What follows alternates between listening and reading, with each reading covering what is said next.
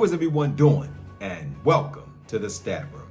Ladies and gentlemen, I am VonnTheStatman. You can follow me on Twitter at VonnTheStatman. And guys, check out my website, VonnTheStatman.com.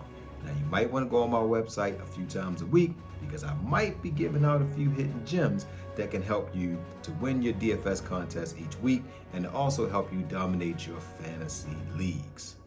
So y'all ready? You ready to win your fantasy?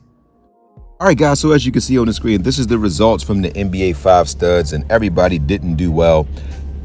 Tater was the only one that did well, so we're going to run it back today. So, guys, let's get into this 10-game slate. You made it this far, hit that like button, share this video, and subscribe to my channel.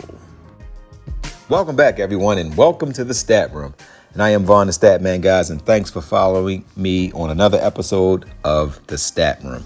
All right, guys, so we have a 10-game slate tonight, and on 10-game slates, I recommend that you create your own head-to-head contest. Also create your own 10-man contest because the odds are not in your favor today. So I do not recommend you playing unlimited entry GPP contests because, as I stated in previous videos, each team typically plays 9 players. So you'll have 18 players play per game. You have 10 games, so that's going to be 180 players. So the odds of you getting 9 correct of 180 are slim to none.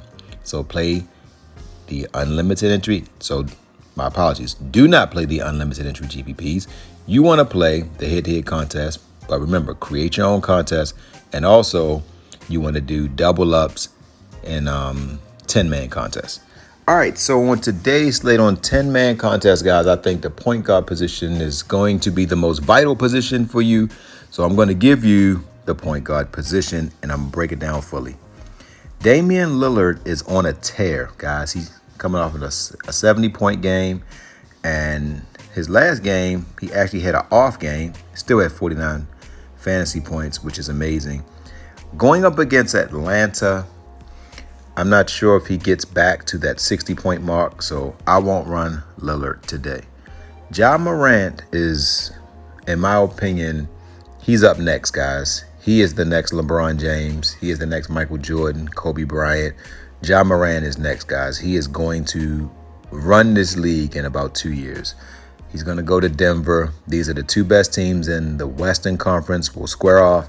Expect Ja Morant to be ready for this matchup. I expect about 55 DFS points from Ja Morant.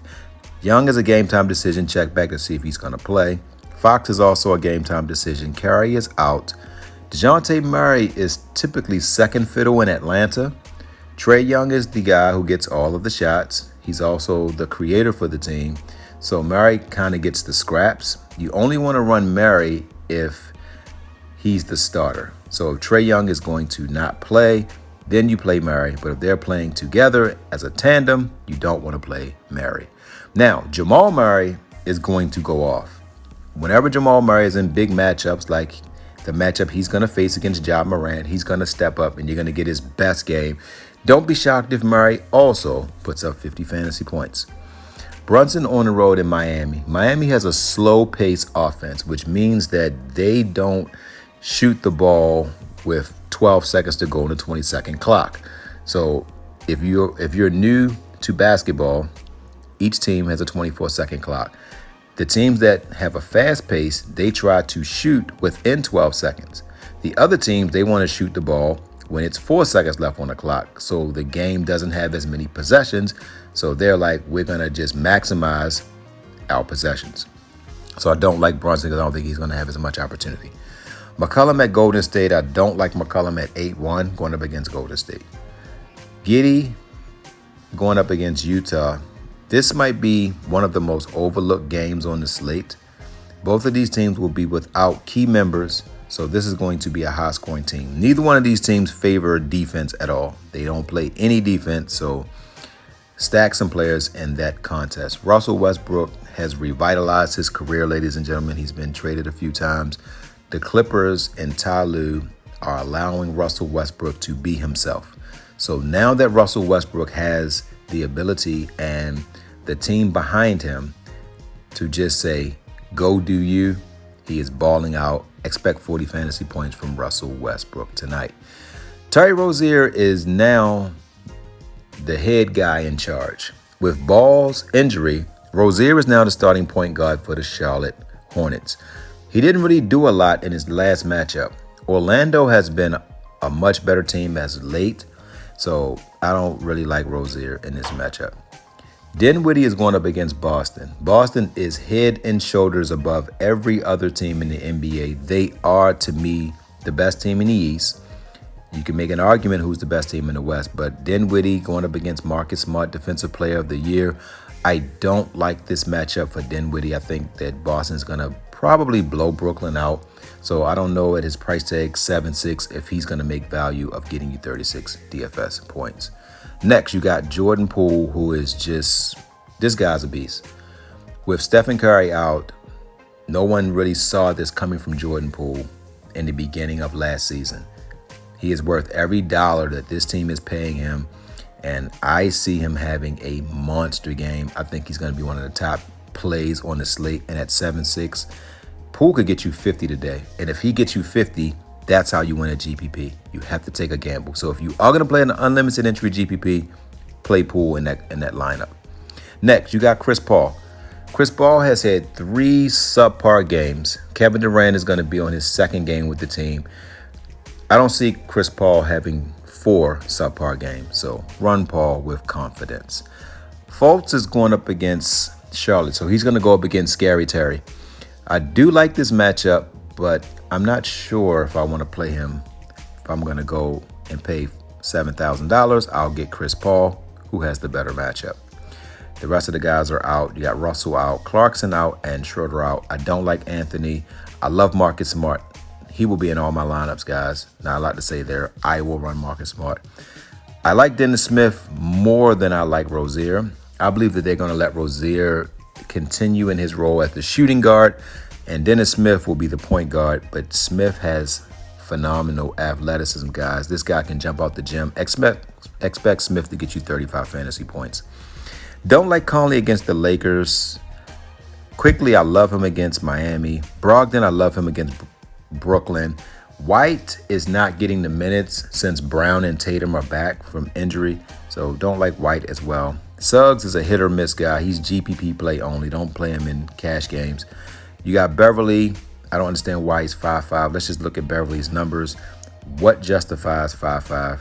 His last game, he did 46 fantasy points. Okay, before that, he did 24, he did 9, he did 19. So 46 is an anomaly. He's more closer to a 19-point score.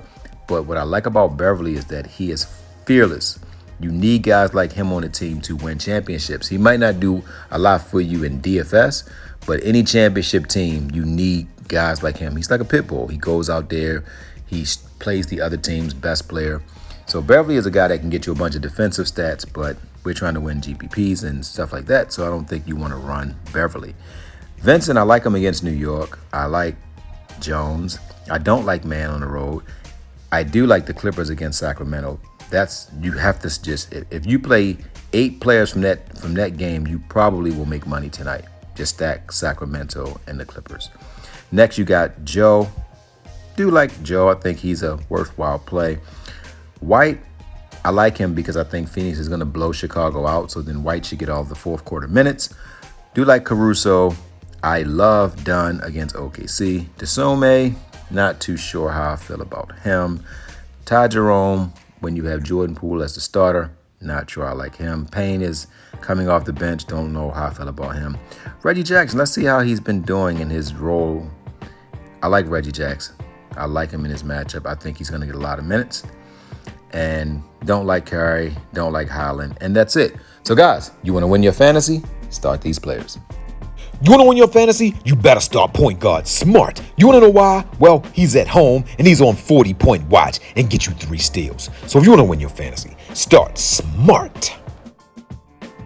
You want to win your fantasy? Then ask yourself, what can Brown do for you? What he can do is give you 50 fantasy points. So guys, you want to win your fantasy? Start Brown. You want to win your fantasy? You better start small forward, mean mugging hero. You want to know why? Well, he's on 40 points watch. So if you want to win your fantasy, start hero. You want to win your fantasy? You better start small forward / power forward Tatum, you dummy. If you think he's going to have another stinker game and get ejected for the second time in his career, you are a big dummy. So if you want to win your fantasy, you better start Tatum. You want to win your fantasy? You better start center Hernan Gomez. You need that value, and that value from Hernan Gomez can get you 30 fantasy points. So if you want to win your fantasy, start Hernan Gomez. My word for today is relationships. Ladies and gentlemen, a lot of people don't understand what a relationship is. A relationship is something that you cultivate, you build, you cherish, and you work towards making it stronger with another person. In business, your relationships will depend on your livelihood. If you want to make a lot of money, you have to have strong relationships. So your livelihood depends on your relationships, as I should say. So today, guys, I want everyone to cultivate a relationship. That means someone you admire. Actually call their phone, tell them what they mean to you. Take someone out on a breakfast brunch, because in any relationship, ladies and gentlemen, it has to be a win-win. Love you guys.